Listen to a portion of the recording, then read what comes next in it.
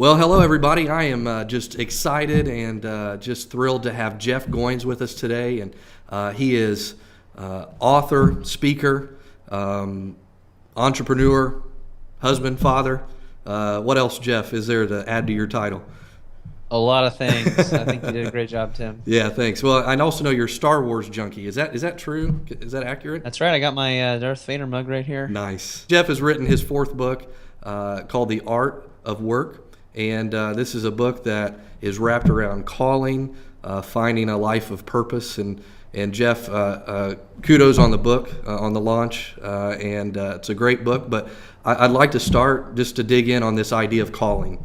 It's something that we hear a lot, buzzword, if you will. And so what is it? How do you define that word? And how does this book really tie that word around an idea?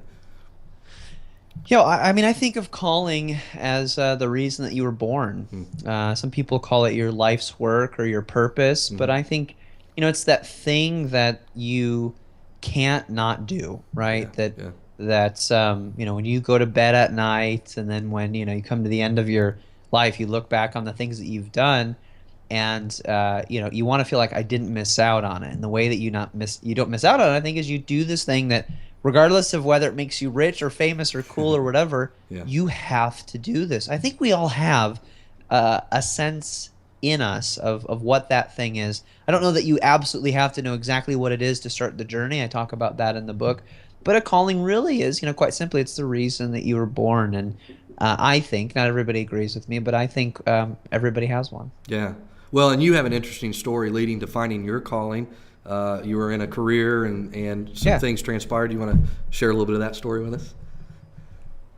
Yeah, so I used to work for a nonprofit organization, a Christian mission organization, and I had a great job and I liked it. And I've come to realize that the most dangerous position you can be in to not answer your calling is not to be in a job you hate. That's a really good place to be, because if you hate your job, then you know that you have to make a change, right? Like, it's obvious. Yeah. What's scary, or at least difficult, is when you're in a position that's comfortable, it's good, but it's not great. And this is how I felt working for a ministry. I mean, I felt guilty going, why does this not feel like enough? Yeah. And I talk to a lot of people, and they feel this way about their situations. That they've got a great job, they love what they do, but it's not enough. It's not all there is to it. And that's how I felt working for this, a nonprofit for about 7 years. And a few years ago, I just kept thinking more and more about there's something else that I'm supposed to be doing. And I feel like I'm missing it right now, or I'm at least not completely fulfilling it. And I want to find it. And I had a conversation with a friend where he asked me what my dream was, which was kind of a foreign thing to me at the time. I wasn't thinking in terms of dreams. I was thinking in terms of, I've got a good job, I've got a good wife, life is going pretty good. Why do I need a dream? That sounds selfish. I know that you get that. I mean, when you're working in ministry, it's all about the cause. And I was all about that. So thinking about me and my purpose or my passion, that felt self-indulgent. So I just kind of ignored that for a while. But my friend kind of pressed me, and he said, I think you do have a dream. Because I said, I don't know. I don't think I have one of those. And he said, well, I would have thought it would be to be a writer. And as soon as he said that, it hit me. It hit me hard. I felt convicted. I felt like that was absolutely true. And I said, well, feeling defeated, I was like, yeah, you got me. I guess my dream is to be a writer someday. He just looked at me, and he had been through a lot of therapy, so he was really good at saying the right things to set you off. Yeah. He said, Jeff, you don't have to want to be a writer. You are a writer. You just need to write. Yeah. And as soon as he said that, the next day I got up at 5 a.m. and I started writing. And I had been writing kind of in, fits and starts, for years, but I'd never taken it seriously. And I'd certainly never thought of, much less called myself a writer. And after that conversation, I started calling myself a writer. And because I did that, I think it forced me to start doing it and taking it more seriously. Yeah. And a year later, I ended up getting offered a book contract. And then a year and change after that, I had found some ways to start making a living doing this, through writing books and speaking and selling some online courses online. And by the end of that second year, my wife had quit her job and I'd quit my job, and we were preparing to launch out in this whole new thing, and it was really exciting. But looking back on it, I never could have planned any of it. But it all began with that conversation. Yeah. You're a writer. You just need to write. And I learned that activity follows identity. You know, before you can do something, you have to become someone. You know, it's hard to go chase a dream if you don't believe it's possible for you, if you don't have the faith and trust that you can become this thing that you might want to be someday. And I think that for most of us, you already are that person, that thing. You know, you already are the entrepreneur or the artist or the writer, whatever it is. You just need to do it. Yeah. And that's what I learned from my friend Paul. Yeah, that's great. You know, and I think back for me, calling was something that I really ran away from for a number of years, and and when I finally got to the point where I said, you know, okay, I need to follow this, I was able to look back and see how I was prepared really time and time again for what that calling actually was, even though I wasn't following it for years. And that's something you point out in the book, even, is being able to look back and recognize those moments, right? Yeah, it's amazing. I mean, you know, for the book, what I did was I interviewed a bunch of people, and they all kind of seemed to say the same thing, which was that, you know, I did all this stuff that I thought was a distraction from the thing that I was meant to do. And then when I stepped into my life's work, I realized all of that was preparation. I call it an accidental apprenticeship. It's this idea that everything in your life is conspiring. And, you know, I would say it's God kind of lining things up. It's all kind of conspiring to get you to where you're meant to go. And the people who really find their callings discern that. They understand that. They see that I can use this, and I can use this, and I can use this. I can use less than ideal circumstances as preparation to practice so that one day I can actually do this full time. Yeah. Well, and you know, one of the focuses of my blog is on leadership, and I found it interesting. You cited a stat that was 87% of people are disengaged, and so that means almost 9 out of every 10 people are disengaged in their work. How does that connect with calling? Yeah, I mean, it's startling, right? It's sad to hear. I mean, that was a study by Gallup, and they said that basically they define disengaged as they either hate their jobs or they're just sort of, you know, disinterested in it. They're just punching a clock, if people still punch clocks. I think that's a problem. I mean, I think that means that most people are going to work and they're seeing their vocation as a means of making a living, and then they spend the rest of their hours of the day doing whatever it is that they really want to do. That doesn't align with my belief system. I think work is good. It's not something to be escaped from. It's something to be done with intentionality and purpose. I think the world needs your work, but it needs the kind of work that you love. And on a real practical level, I don't want to go to a restaurant or, you know, a retail store and be served by somebody that I'm going to give money to that hates their job. That's not fun for me as a customer. The world needs more people who love their jobs. And I think if you're one of those 87%, you've got 3 choices. One, find a way to love what you're doing. Find something in it that's worth loving, even if it means you have to do some sort of internal pivot in your mind where you go, okay, this is good. There's some good things that I'm doing here. And often that's a great temporary solution. See the good in a less than ideal circumstance. The second thing you can do is you can make some sort of lateral move. A lot of times you might not be in the best position, but you don't want to go get a new job or start a new thing. Maybe you need to just move departments or, you know, change your job description. I am surprised at how willing, I'm not surprised anymore, but I was, how willing many managers are. Not all bosses, but a lot of them are willing to work with their employees to help them find the best fit. Because it's not, I run a business now. It's not fun to hire new people. So I'm very interested in the happiness and satisfaction of my team, because I know without them I cannot do the things that I want to do. So if somebody comes to me and goes, Jeff, I love working with you, but I'm just not having fun right now. This isn't a good fit for me. I want to help them find a good fit. It's not always possible, but I want to have that conversation. And when I was working at a ministry and wasn't feeling great about the position that I was in, I went to my boss and I said, I really want to write more. Can I do that? I didn't even know that I wanted to quit my job and go be a writer and do all these things that I'm doing. I just knew that I wanted to write more.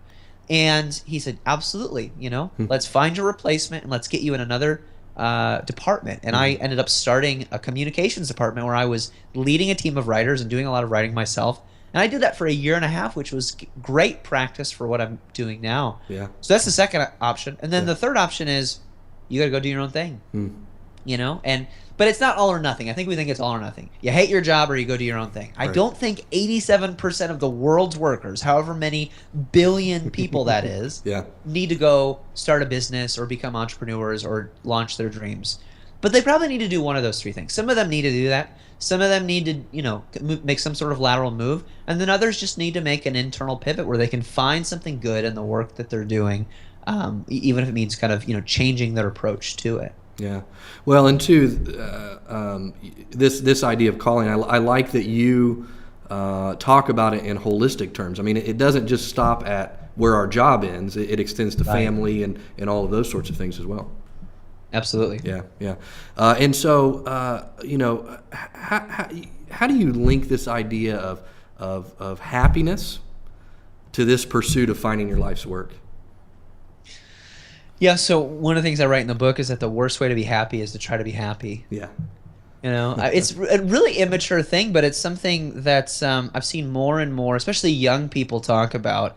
You know, I meet a lot of millennials, people in their 20s and 30s, who are willing to take a pay cut so that they can do work that's more meaningful, which is very interesting. I mean, more and more you're hearing people in our culture talk about this. You know, work is less a means of making a living, and it's more a means of making a meaningful life, or at least it should be.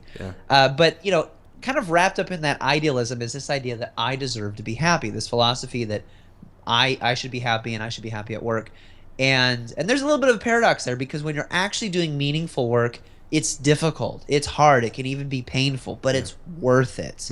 And Viktor Frankl talks about this in Man's Search for Meaning, where he says, you know, really in order to be happy, to have a meaningful life, you have to have three things. You have to have something to work on, a project to work on. You have to have someone to love and who loves you, whether that's a dog or a friend or a you know, a spouse. And then you have to be willing to look at the pain in your life through some sort of redemptive, forgiving lens. You know, if you're sitting around going, like my job stinks and you know, I can't get a girlfriend and you know, and I'm not, you know, like I'm not succeeding in life and I haven't got any lucky breaks. You're never going to be happy, because first of all, you need to take a shower. I mean, you'll get more dates if you do that. And you need to be able to take the less than ideal circumstances in your life and find the good in them. Have something to work on that is hard at times but good. And then ultimately you have to have somebody to share that work with. And if you don't have all three of those things, if you're just thinking in terms of me, which is how a lot of people, I think, tend to think about passion and happiness, it's all about me, you won't be happy. I mean, that's a very empty pursuit. And I know this because I've done it. You know, I've done the thing that I thought would make me happy and got to the end of that pursuit and felt miserable. If there's not somebody to share the journey with, it's no fun. I mean, it's no fun running a marathon by yourself and then getting to the finish line and have nobody there to cheer with. Right. Absolutely. Great point. You know, I hope this one isn't a curveball at you, but I write a lot about introversion. I'm an introvert, and it's something that I find is maybe it's growing in how we talk about it, but it's just not talked about enough, I feel like, and especially in the business world and leadership. And I wonder if you have thoughts about how personality, you know, introversion, extroversion, dominant personality, is there a connection between that and calling, do you think? It's a good question. It seems to me, I mean, I tend to, you know, on like the Myers-Briggs personality profile, I tend to be an X, you know, kind of in between introvert and extrovert. It's a weird place to be, and you might be able to identify with this, you know, being in a position that requires leadership, service, so you're out front more, but it can also be really draining, you know? And so I like being with people, but I'm not the most outgoing guy at the party. I tend to wallflower, and then at the same time, my job requires me to be out, you know, front and center a lot of times. But I like this. This is just two friends having a conversation.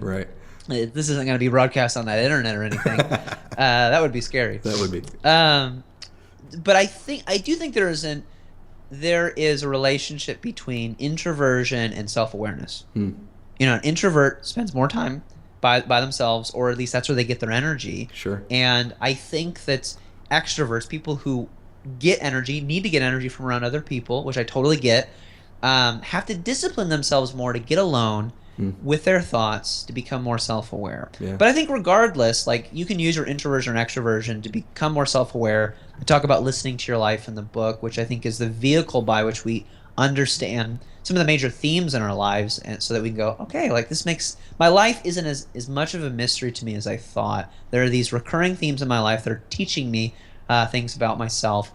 And introverts can probably do that just by self-reflection. Extroverts might need to get feedback from friends and trusted advisors, but you still have to be aware enough to ask for it. Yeah. But I think regardless of, the hand that you've been dealt in terms of introversion, extroversion, there is a process of listening to clues in terms of, what you can, how you can make out the major themes in your life. And I think for an introvert, that can come internally, and for an extrovert, it might have to come externally from other people. I do both. Being an ex, I do both. I'm very caught up in my own little world, but I also like to get feedback from friends. I like to get input from other people. That's good. That's good. Well,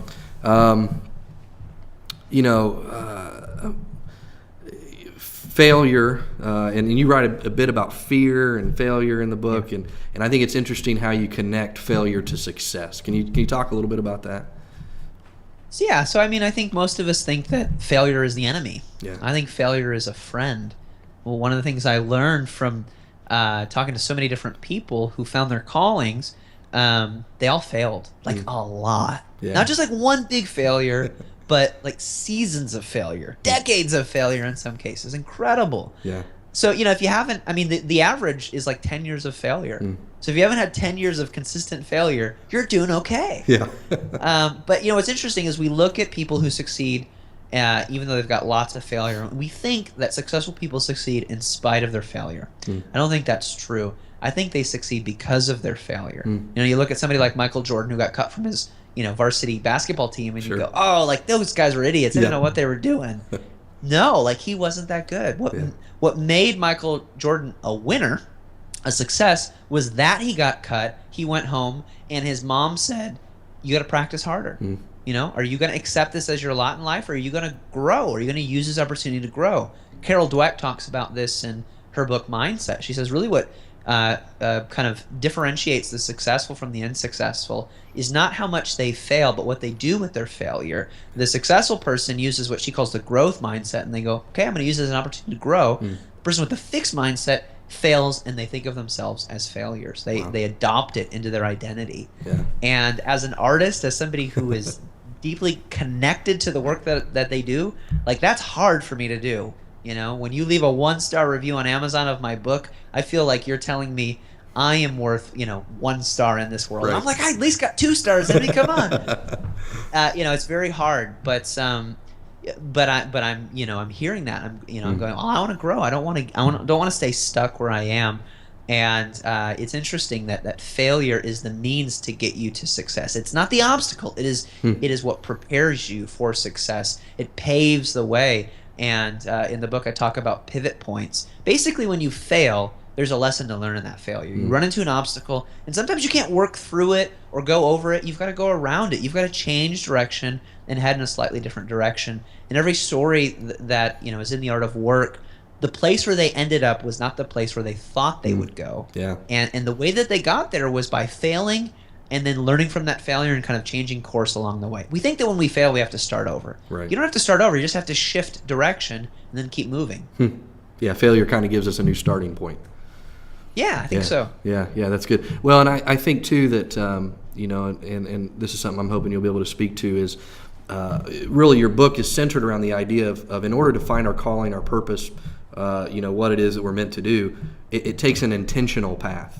It's not. Yeah. There's not many accidental discoveries of calling in life. Yeah, it's a mix of mystery and practicality. Yeah. So I think you're surprised by some of the things that you find, but then when you look backwards, you go, that makes total sense to me. It had to be this way. Yeah. And it is an intentional path. I think of it like this. I think of it as you're wandering around in the forest somewhere, and it's hard to wander in a forest. Yeah. There's briars and leaves and rabid squirrels and all kinds of things. I spend a lot of time outdoors, obviously. I can tell. And then you find a path. Yeah. And there's some conclusions that you can make when you find this path. One, this is a lot more fun to walk on than a bunch of sticks and rocks and stuff, and rabid squirrels.